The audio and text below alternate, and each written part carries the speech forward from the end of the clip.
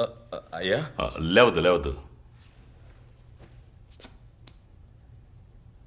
ఎవరు నిన్ను కొట్టింది? చలమయ్య గారు పిలిచారని వెళ్ళాను. ఆయనతో మాట్లాడి తిరిగి వస్తూ ఉంటే సడన్ గా ఒక టీం అటాక్ చేసింది. నేను కూడా నేనెవరో తెలియకుండా కొడుతున్నారని అనుకున్నాను. కానీ కొట్టిన వాళ్ళంతా కారుని గురి చేసి కొట్టారు. అప్పుడే తెలిసింది కొట్టమని చెప్పింది ఈశ్వరమూర్తి అని. ఇప్పుడే కమాండెంట్ అడిగి వెళ్ళారు. కొట్టింది ఎవరో చెప్పు, ఇమీడియట్ గా యాక్షన్ తీసుకుంటానన్నారు. నేను చెప్పలేదయ్యా. ఎందుకు తెలుసా? ఇంతవరకు ఓటమిని చవిచూడని ఈశ్వరమూర్తి ఓటమి పాలై ఆ గ్రౌండ్ లో నిల్చున్నప్పుడు ఆ ముఖాన్ని చూడాలని ఆశగా ఉంది. అందుకేనయ్యా చెప్పలేదు. కాలుకి దెబ్బ తగిలింది కదా, కొంచెం జాగ్రత్తగా ఉండు. అయ్యా ఒక్క నిమిషం. మీరందరూ రంగంలోకి దిగే కదా గెలిచారు.